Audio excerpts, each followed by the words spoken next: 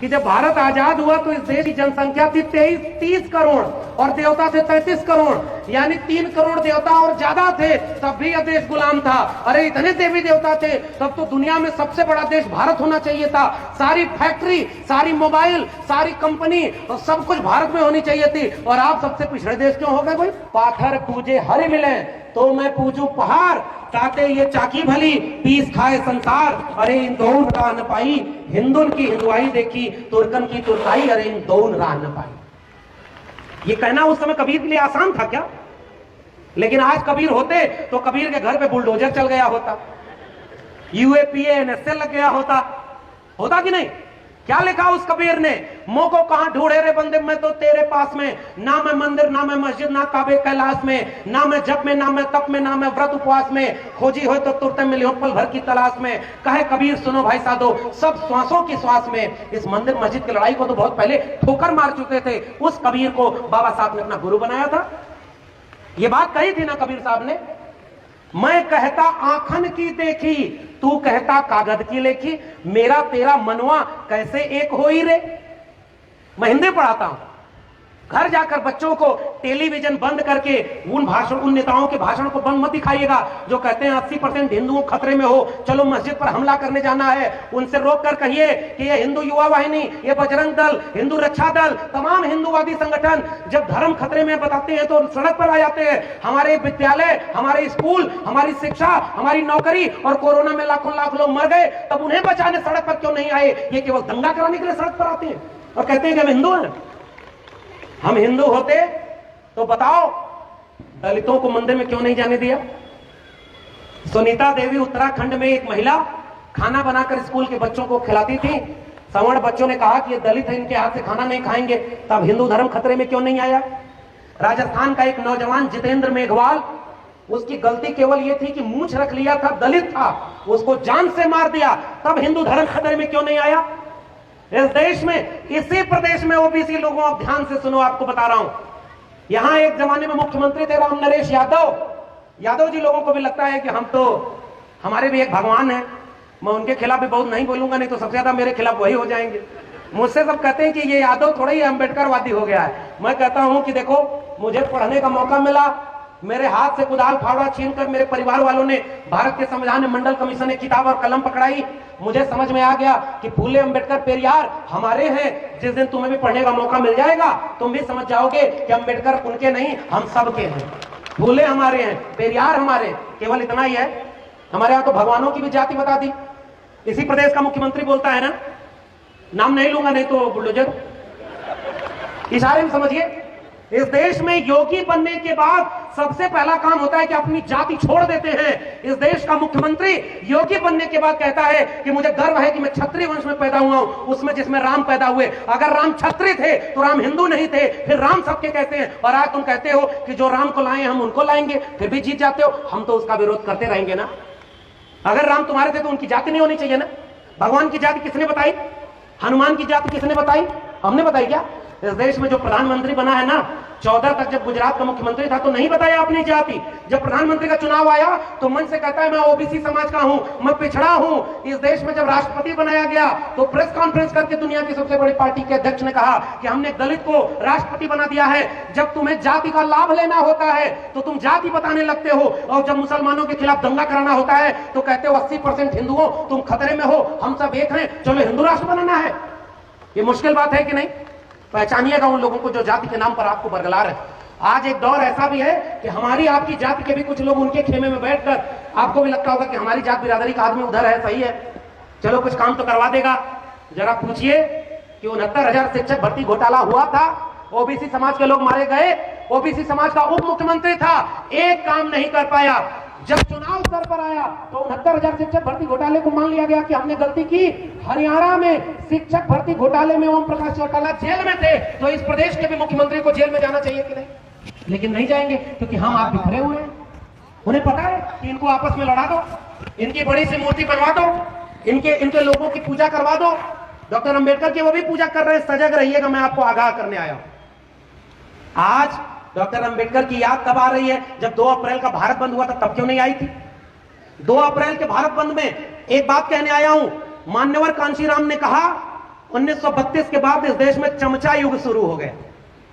अगर आप भी बाबा साहब के सपनों का भारत बनाना चाहते हैं तो मेरी एक अपील, एक गुजारिश माताओं बहनों, याद रखिए, यहां से जाते हुए देखिए जन्मोत्सव में एक स्टॉल लगा हुआ है, गुलामगिरी और जाति का विनाश, भारत का संविधान और मंडल कमीशन, 4 किताबें घर घर पढ़ाइए, अपने आप आपकी पीढ़ियों का मुस्तकबिल न बदल जाए तो आप कहिएगा। हमारी लड़ाई किताबों की लड़ाई है, यही कहने आया हूं। हमारी लड़ाई मूर्ति की लड़ाई नहीं है, तस्वीर की लड़ाई नहीं है। हम मूर्ति बनाकर पूजा इसलिए करते हैं, पूजा तो बाबा साहब मना करके गए। बाबा साहब ने कहा व्यक्ति पूजा मत करना, किसी भी नेता का फैन मत बनना। मैं भी लोगों से कहता हूं कि आप मेरे फैन मत बनिए। मैं इसलिए हूं क्योंकि मेरे पीछे बिरसा, फुले, अंबेडकर, पेरियार थे। अगर वो थे तो मैं हूं, वो होंगे तो मैं रहूंगा, वो नहीं होंगे तो हमें भी, आपको भी पूछने वाला कोई नहीं होगा। ये बात याद रखिए। ये लड़ाई विचारधारा की है साथियों। आपके पास भी व्हाट्सएप पर एक मैसेज आता है ना, इस मैसेज को देखते ही 25 लोगों को फॉरवर्ड करिए, शाम तक आपको अच्छी खबर आएगी। राकेश कुमार ने मैसेज देखकर इग्नोर कर दिया, उसकी नौकरी चली गई। आप भी डर के मारे तुरंत भेज देते हैं 25 लोगों को कि मैसेज भेजने में क्या जाता है, हम कम से कम दुख, खराब खबर तो न सुनने को मिले। इसी को ज्योतिबा फुले ने कहा था मानसिक गुलामी। मैं आपसे कहने आया हूं कि वो मैसेज फॉरवर्ड करते गए कि गणेश की मूर्ति दूध पीती है, और तमाम तरह से ये अफवाह उड़ाकर इस देश में वो सरकार बना ले गए और हमारे आपके बच्चों को मानसिक गुलाम पैदा कर ले गए। अगर फॉरवर्ड करना है तो गुलामगिरी, जाति का विनाश, हिंदू बनाम हिंदू मंडल कमीशन और भारत का संविधान घर घर फॉरवर्ड कर दीजिए। देखिए क्रांति न हो जाए तो कहिएगा। बाबा साहब की तस्वीरों की बजाय उनकी किताबों को घर घर पहुंचाना है, गुलामगिरी को घर घर पहुंचाना है। अब एक किस्सा सुनिए। बाबा साहब के गुरु तथा ज्योतिबा फुले ने एक नाटक लिखा, तृतीय रत्न। महिलाएं आई हैं, महिलाएं मंच पर हैं। मैं ऐसे किसी भी कार्यक्रम को कभी सफल नहीं मानता जिसमें पुरुषों से ज्यादा संख्या में महिलाएं न शामिल हो, क्योंकि बिरसा, फुले, अंबेडकर और पेरियार सबसे महत्वपूर्ण लड़ाई जो लड़ रहे थे, महिलाओं की बराबरी की लड़ाई लड़ रहे थे। इसलिए सैल्यूट है इन सारी माताओं और बहनों को जो आज बाबा साहब के नाम पर यहां इकट्ठी होगी। पुरुषों की क्रांति दरवाजे पर रुक जाएगी, गंभीर बात कह रहा हूं, समझिएगा। आप कितनी भी बड़ी क्रांति की बात करें, आपका घर के अंदर प्रवेश नहीं होता। एक महिला जिस दिन जागरूक हो जाए ना, वो चूल्हे पर बैठकर दूसरी महिला को समझाती हुई कहती है कि बहन 13, 23, 24 अप्रैल को अंबेडकर पार्क में बड़ा अच्छा कार्यक्रम हुआ, अगली बार आना तो तुम भी आना। ये देखो किताब ले आए हो, ये देखो मानसिक गुलामी दूर करनी है, ये देखो व्रत उपवास में हम लोग को फंसा दिया गया, और अगली बार देखिएगा चूल्हे से जो क्रांति थी वो सड़क पर निकलेगी, तभी इस देश में बदलाव आएगा। पुरुषों से कोई बदलाव नहीं आने वाला। पुरुष तो निकम्मे हैं, मैं कह रहा हूं। मैं क्यों कह रहा हूं? इस देश में जितना दंगा हुआ उसमें एक भी महिलाओं ने दंगा किया क्या? इस देश में आज भी रामनवमी के नाम पर तलवार और त्रिशूल लहरा रहे हैं, उसमें लड़कियां हैं क्या?